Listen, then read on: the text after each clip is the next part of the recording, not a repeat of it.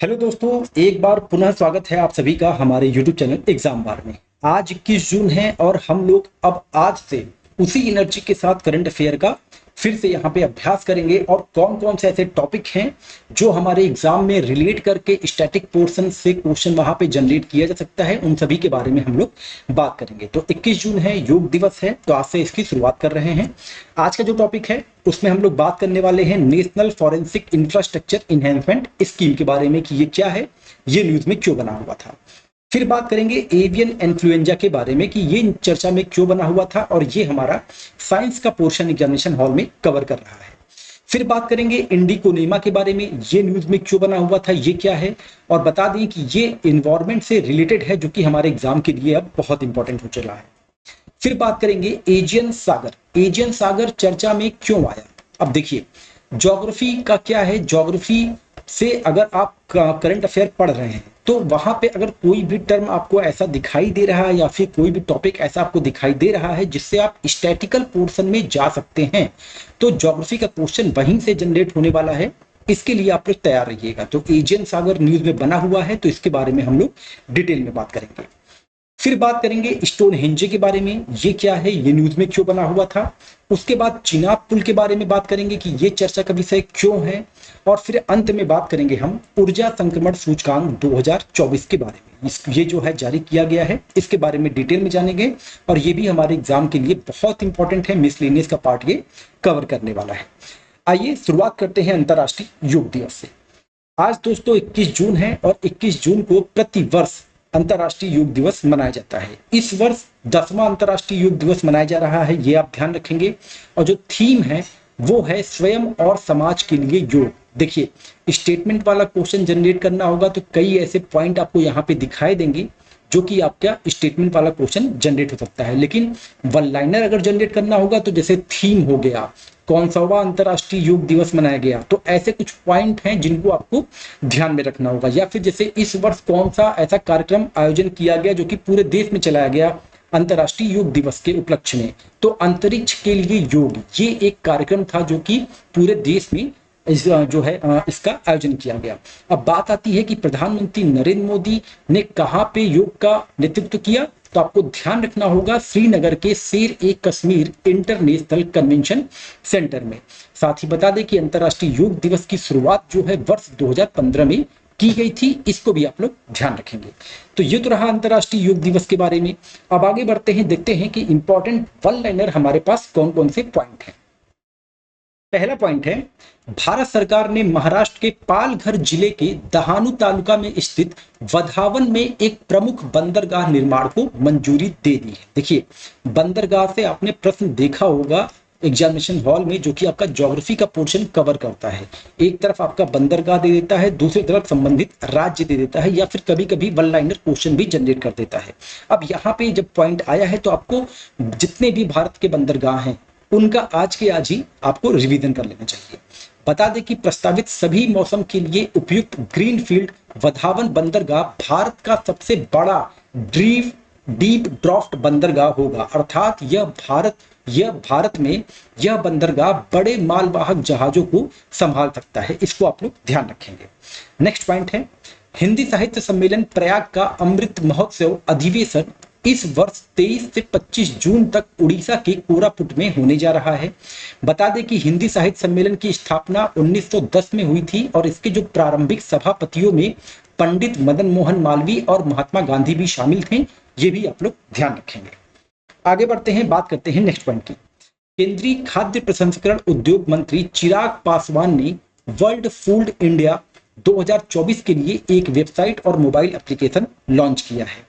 मंत्रालय वैश्विक और भारतीय खाद्य क्षेत्र के हितधारकों के बीच सहयोग और साझेदारी को बढ़ावा देने के लिए देश के सबसे बड़े खाद्य कार्यक्रम वर्ल्ड फूड इंडिया का 19 से 22 सितंबर तक आयोजन किया जाएगा भारत में। इसको आप लोग ध्यान रखे रहिएगा।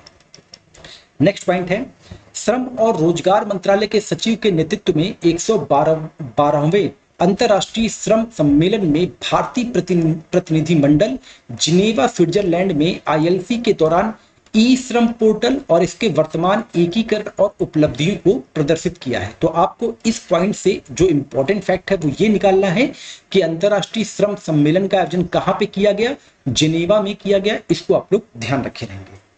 अब आगे बढ़ते हैं, बात करते हैं नेक्स्ट पॉइंट की।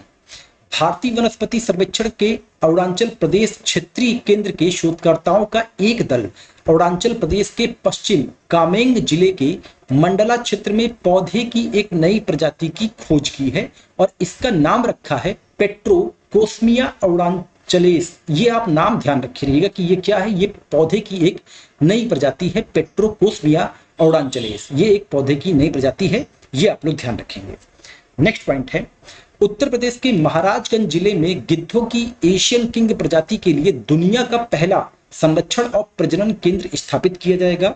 यह केंद्र लुप्तप्राय प्रजातियों की आबादी में सुधार करेगा जो वर्ष 2007 से अंतरराष्ट्रीय प्रकृति संरक्षण संघ की लुप्तप्राय सूची में दर्ज है। यह आप लोग ध्यान रखेंगे कि दुनिया का पहला जो गिद्धों की एशियन किंग प्रजाति के लिए संरक्षण और प्रजनन केंद्र कहां पे स्थापित हो रहा है, उत्तर प्रदेश के महाराजगंज जिले में। नेक्स्ट पॉइंट है, नीदरलैंड के प्रधानमंत्री रहे मार्क रूटे सैन्य सहयोग संगठन नाटो के नए प्रमुख होंगे। मार्क रूटे जो है नाटो के नए प्रमुख होंगे, ये आप नाम ध्यान रखिएगा। 10 साल बाद नॉर्वे के येंस स्टारनेनबर्ग ने यह पद छोड़ा है। नेक्स्ट पॉइंट है, कनाडा ने ईरान के सशस्त्र बलों की एक शाखा Iran Islamic revolutionary guard core, जिसको शॉर्ट फॉर्म में IRGC के नाम से जानते हैं, को आतंकवादी संगठन घोषित किया है। इसको भी आप लोग ध्यान रखें। नेक्स्ट पॉइंट है, अभी ICC का T20 वर्ल्ड कप चल रहा है, तो वहां पे न्यूजीलैंड के एक तेज गेंदबाज हैं बाएं हाथ के, जिनका नाम है ट्रेंट बोल्ट। इन्होंने जो है क्या बोलते हैं कि अंतरराष्ट्रीय क्रिकेट से संन्यास लेने की घोषणा कर दी है। इसको आप लोग ध्यान रखेंगे। तो कहाँ के हैं ये, न्यूजीलैंड क्रिकेट टीम से खेलते थे, ट्रेंट बोल्ट नाम है इनका और बहुत ही अच्छे ये बॉलर थे। तो आप लोग इसका ध्यान रखेंगे कि ट्रेंट बोल्ट का संबंध किस देश से है, न्यूजीलैंड से है। अब आगे बढ़ते हैं, बात करते हैं डिटेल में national forensic infrastructure enhancement scheme के बारे में कि ये क्यों इंपॉर्टेंट है हमारे एग्जाम के लिए। तो दोस्तों न्यूज ये है कि प्रधानमंत्री नरेंद्र मोदी की अध्यक्षता में केंद्रीय मंत्रिमंडल की एक बैठक में वर्ष 2024-25 से 28-29 की अवधि के दौरान 2254.43 करोड़ रुपए के कुल वित्तीय परिव्यय के साथ केंद्रीय योजना national forensic infrastructure enhancement scheme को मंजूरी दे दी गई है। बता दें कि इसकी आवश्यकता क्यों पड़ी। इसकी आवश्यकता इसलिए पड़ी कि देश में फॉरेंसिक विज्ञान प्रयोगशालाओं में प्रशिक्षित फॉरेंसिक पेशेवरों की काफी कमी है। राष्ट्रीय फॉरेंसिक विज्ञान विश्वविद्यालय के अतिरिक्त ऑफ कैंपस और नई दिल्ली नई केंद्रीय फॉरेंसिक विज्ञान प्रयोगशालाओं की स्थापना से प्रशिक्षित फॉरेंसिक पेशेवरों की कमी दूर होगी। NFIES के द्वारा योजना के तहत देश में राष्ट्रीय फॉरेंसिक विज्ञान विश्वविद्यालय के परिसरों की स्थापना, केंद्रीय फॉरेंसिक विज्ञान प्रयोगशालाओं की स्थापना और NFSU के दिल्ली परिसर के मौजूदा बुनियादी ढांचे में विस्तार किया जाएगा। नए आपराधिक कानूनों के अधिनियम के तहत 7 साल या उससे अधिक की सजा वाले अपराधों के लिए फॉरेंसिक जांच को अब अनिवार्य बना दिया गया है और ऐसे में फॉरेंसिक विज्ञान प्रयोगशालाओं के कार्यभार में उल्लेखनीय वृद्धि की उम्मीद है। और इन्हीं सब चीजों को ध्यान में रखते हुए केंद्र सरकार द्वारा national forensic infrastructure enhancement scheme जो है ये लाया गया है। अब आगे बढ़ते हैं, बात करते हैं नेक्स्ट पॉइंट की, एवियन इन्फ्लुएंजा। ये न्यूज में क्यों बना हुआ है और एग्जामिनेशन हॉल में ये हमारा साइंस का पोर्शन कवर कर रहा है। तो न्यूज ये है कि विश्व बैंक के साथ साझेदारी में पशुपालन विभाग 19 और 20 जून 2024 को भोपाल में एवियन इन्फ्लुएंजा प्रकोप और प्रतिक्रिया सिमुलेशन अभ्यास का आयोजन किया है। कब किया है, 19-20 जून को किया है। कहां पे किया है, मध्य प्रदेश की राजधानी भोपाल में किया है। वर्तमान में हम केरल में एवियन इन्फ्लुएंजा के असामान्य प्रकोप का सामना कर रहे हैं और मवेशियों सहित गैर पोल्ट्री प्रजातियों में इसके फैलाव की वैश्विक प्रवृत्ति भी देख रहे हैं। बता दें कि एवियन इन्फ्लुएंजा एक अत्यधिक संक्रामक बीमारी है जो खाद्य उत्पादन करने वाले पक्षियों सहित पालतू पक्षियों और जंगली पक्षियों की कई प्रजातियों को प्रभावित करती है। इसे ही बर्ड फ्लू के नाम से हम लोग जानते हैं, एवियन इन्फ्लुएंजा को। वर्ष 1996 में दक्षिण चीन में घरेलू जल पक्षियों में अत्यधिक रोगजनक एवियन इन्फ्लुएंजा H5N1 वायरस की पहली बार पहचान की गई थी, इसको भी आप लोग लगे हाथ ध्यान रखिएगा। तो विश्व बैंक की साझेदारी में पशुपालन विभाग द्वारा एवियन इन्फ्लुएंजा प्रकोप और प्रतिक्रिया सिमुलेशन अभ्यास कहाँ पे किया गया है? भोपाल में किया गया है, इसको आप लोग ध्यान रखे रहेंगे। अब आगे बढ़ते हैं, बात करते हैं नेक्स्ट पॉइंट की, जो कि है इंडिको नेमा। ये क्या है, ये न्यूज में क्यों बना हुआ था? तो न्यूज ये है कि शोधकर्ताओं ने पूर्वी घाट के स्वच्छ जल नदी में पाए जाने वाले गोम्फोनमाइड डाइटम की एक नई प्रजाति की खोज की है और इस प्रजाति में कई दिलचस्प विशेषताएं हैं जो इसे वॉल्व समरूपता और अन्य कुछ वॉल्व विशेषताओं के मामले में गिम्फोनमाइड समूह के अन्य सदस्यों से अलग करती हैं। देश में इसके सीमित वितरण को अहमियत देने के लिए इसे इंडिको नेमा नाम दिया गया है। ये आप लोग ध्यान रखिएगा कि डाइटम जो है, डाइटम की एक नई प्रजाति की खोज की गई है जिसका नाम जो है इंडिको नेमा रखा गया है। इस इंडिको नेमा में केवल पैर के ध्रुव पर छिद्र क्षेत्र होने के बजाय सिर और पैर दोनों ध्रुव पर एक छिद्र क्षेत्र है। डाइटम भारत में सबसे पहले दर्ज किए गए सूक्ष्म जीवी हैं। इस बारे में एहरनबर्ग की रिपोर्ट 1845 में उनके बड़े प्रकाशन माइक्रोजियोलॉजी में छपी थी। एक मोटे अनुमान के अनुसार लगभग 6500 डाइटम टेक्सा हैं, जिनमें 30% भारत के लिए स्थानिक हैं, जो भारत की अनूठी जैव विविधता का प्रमाण है। बता दें कि डाइटम सूक्ष्म शैवाल हैं जो वैश्विक ऑक्सीजन का 25% उत्पादन करके हमारे दैनिक जीवन में महत्वपूर्ण भूमिका निभाते हैं, जो हमारे द्वारा ली जाने वाली ऑक्सीजन की लगभग हर चौथी सांस है। डाइटम जलीय खाद्य श्रृंखला के आधार के रूप में कार्य करते हैं और किसी भी जल रसायन परिवर्तन के प्रति उनकी संवेदनशीलता के कारण वे जलीय स्वास्थ्य के उत्कृष्ट संकेतक भी हैं। इसको भी आप लोग ध्यान रखेंगे। तो इंडिको नेमा क्या है? ये एक डाइटम की नई प्रजाति है जिसकी खोज जो है वो पूर्वी घाट में की गई थी। अब आगे बढ़ते हैं, बात करते हैं नेक्स्ट पॉइंट की, एजियन सागर ये न्यूज में क्यों बना हुआ था? तो बता दें, न्यूज ये है कि प्राचीन ग्रीक और रोमन दुनिया के सबसे महत्वपूर्ण अभ्यारण्यों में से एक डोलेस द्वीप जलवायु परिवर्तन के कारण एजियन सागर में डूबने का खतरा इसको बना हुआ है। यह एक चट्टानी द्वीप है जो एजियन सागर में साइक्लेड्स द्वीप समूह का हिस्सा है और यह एक यूनेस्को की विश्व धरोहर स्थल भी है। तो आपको यहां से यह भी ध्यान रखना होगा कि डेलोस द्वीप का संबंध कहां से है? तो ग्रीस से है। ये आप लोग ध्यान रखे रहेंगे। बता दें कि एजियन सागर जो है वो पूर्वी मध्य सागर बेसिन में स्थित है, जिसके पश्चिम में ग्रीक प्रायद्वीप, जैसा कि आप लोग मैप में देख रहे होंगे, ये आपका ग्रीस है और ये टर्की है। इन्हीं दोनों के मध्य जो है एजियन सागर है। ग्रीक प्रायद्वीप और पूर्व में अनातोलिया जो कि तुर्की के एशियाई भाग से मिलकर बना है, इसके बीच में स्थित है। बास्फोरस और डार्डानेल्स जल डमरू मध्य एजियन सागर को क्रमशः काला सागर और मरमरा सागर से जोड़ता है। इसको आप लोग ध्यान रखे रहिएगा। एजियन द्वीपों का अधिकांश हिस्सा ग्रीस का है। एजियन सागर में तुर्की के पास केवल 2 बड़े द्वीप हैं, एक है इम्ब्रोस और दूसरा है टेनेडोस, जो सागर के उत्तर पूर्वी भाग में स्थित है। इसको भी आप लोग ध्यान रखेंगे, एग्जाम के पॉइंट ऑफ व्यू से इंपॉर्टेंट हो सकता है। अब आगे बढ़ते हैं दोस्तों और बात करते हैं स्टोनहेंज क्या है। देखिए, स्टोनहेंज जो है ये ब्रिटेन में एक जो है विश्व धरोहर स्थल है, जो कि पत्थरों की बड़ी बड़ी जो है वहां पे बड़े बड़े पत्थर रखे गए हैं और 100 से ज्यादा विशाल पत्थरों से ये मिलकर बना है। तो यहाँ पे कुछ इंडियंस थे जिन्होंने ऑरेंज कलर का एक स्मोक जो है फेंका था, जिसके कारण उनको जो है वहां पे गिरफ्तार कर लिया गया था। तो ये सिंपल सी न्यूज है, ये आप यहाँ पे GIF में देख रहे होंगे।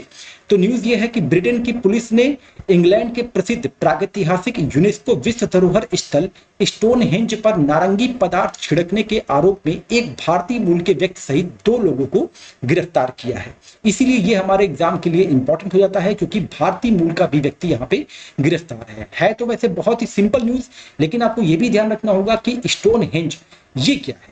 बता दें कि यह इंग्लैंड के विल्टशायर में स्थित एक प्रागैतिहासिक पत्थर चक्र स्मारक और पुरातात्विक स्थल है। यह लगभग 100 विशाल पत्थरों से बना है, जिन्हें एक गोलाकार संरचना में रखा गया है।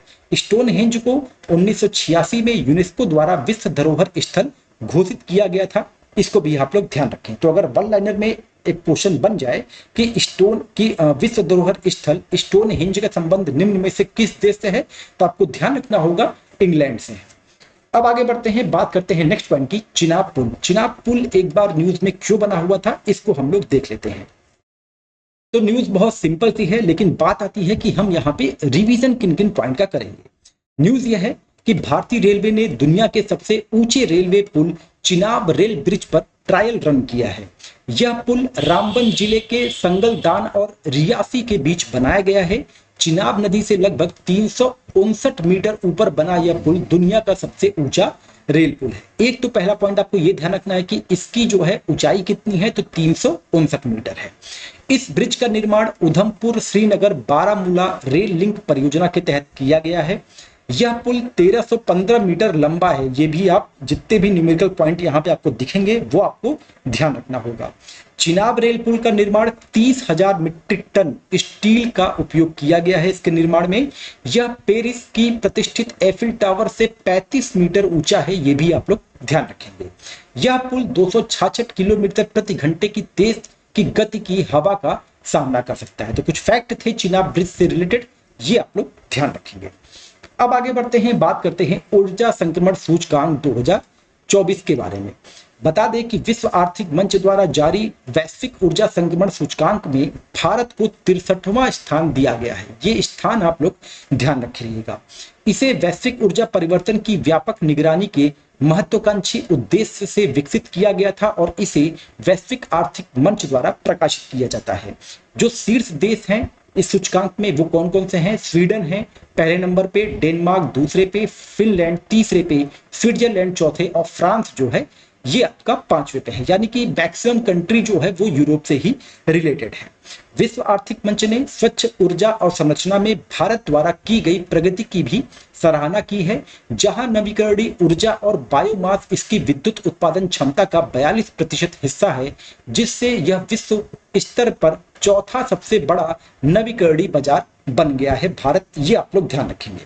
अच्छा, अगर आपको याद हो कि जो ऊर्जा संक्रमण सूचकांक जो इससे पिछली बार निकाला गया था उसमें भारत का स्थान कौन सा है, अगर आपको याद हो तो आप कमेंट सेक्शन में जरूर मेंशन करें।